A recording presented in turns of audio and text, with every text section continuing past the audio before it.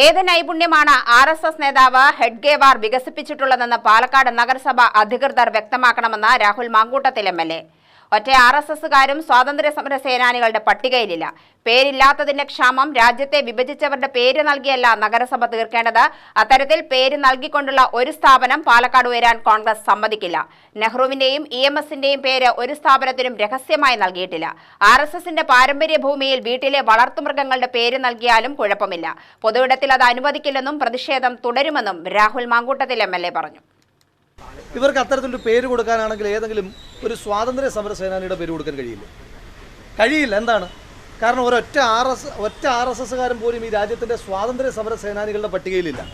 അപ്പോൾ ഇവർക്കില്ലാത്ത ക്ഷാമം, കൊള്ളാവുന്ന ഒരുത്തൻ്റെ പേര് പോലും കൊടുക്കാൻ ഒരു പേരില്ലാത്തതിൻ്റെ ക്ഷാമം ഇതുപോലെയുള്ള രാജ്യത്തെ വിഭജിച്ച് ആരുടെയെങ്കിലും പേര് കൊടുത്തിട്ടല്ല RSS തീർക്കേണ്ടത് എന്ന് തന്നെയാണ് കൃത്യമായി സൂചിപ്പിക്കാനായിട്ടുള്ളത്. ഇതിനെതിരെ പ്രതിരോധിക്കുമെന്നല്ല, ഈ സംരംഭത്തെ പ്രതിരോധിക്കുമെന്നല്ല ഞങ്ങൾ പറയുന്നത്.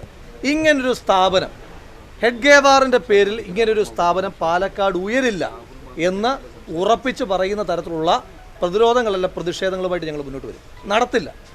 കാരണം ഇത് ആരുടെ തീരുമാനമാണ്? ഇപ്പോൾ മുനിസിപ്പൽ കൗൺസിലർമാർ ഇവിടെ നിൽപ്പുണ്ട്. ഇത്തരത്തിലൊരു സ്ഥാപനത്തിന് പേര് കൊടുക്കുമ്പോൾ മുനിസിപ്പൽ കൗൺസിലിൽ ആ തീരുമാനം വെച്ചിട്ടുണ്ടോ? ഇവിടെ കൗൺസിലർമാർ നിൽക്കുകയാണല്ലോ, നിങ്ങൾ ചോദിച്ചു നോക്കൂ. അപ്പോൾ മുനിസിപ്പൽ കൗൺസിൽ വെക്കുക. കാരണം അതായത് ഞാൻ ചോദിച്ചോട്ടെ, ഇപ്പം നമ്മൾ ഗാന്ധിജിയുടെ പേര് ഒരു സംരംഭത്തിന് ഇടുകയാണെങ്കിൽ നമ്മൾ രഹസ്യമായിട്ട് ഇടും. നെഹ്റുവിൻ്റെ പേര് ഒരു സംരംഭത്തിന് ഇടുകയാണെങ്കിൽ നമ്മൾ രഹസ്യമായിട്ട് ഇടും. ഇനി പോട്ടെ, EMSൻ്റെ പേര് ഒരു സംരംഭത്തിന് നമ്മൾ ഇടുകയാണെങ്കിൽ നമ്മൾ രഹസ്യമായിട്ടാണ് ഇടുന്നത്. ഇതെന്തോ പരസ്യമായി പറയാൻ കൊള്ളാത്തതാണെന്ന് ഇവർക്ക് തന്നെ ഒരു ബോധ്യമുണ്ട്. ഇവർക്ക് തന്നെ അങ്ങനെ ആത്മവിശ്വാസമുണ്ട്, അങ്ങനെ പരസ്യമായി പറയാൻ പാടില്ലാത്തതാണെന്ന്. അതുകൊണ്ടാണ് ഇങ്ങനെ രഹസ്യമായി ഒളിച്ചു കടത്താൻ ശ്രമിക്കുന്നത്. അതിനെ ഞങ്ങൾ പ്രതിരോധിക്കും. ഇത് RSSകാരൻ്റെ ഏതെങ്കിലും തരത്തിലുള്ള പാരമ്പര്യ ഭൂമിയൊന്നുമല്ല. RSSകാരൻ്റെ പാരമ്പര്യമായി കിട്ടിയിരിക്കുന്ന ഭൂമിയിൽ അവർക്ക് ഇഷ്ടമുള്ള പേര് കൊടുത്തോട്ടെ, അത് നമ്മുടെ തർക്ക വിഷയമല്ല.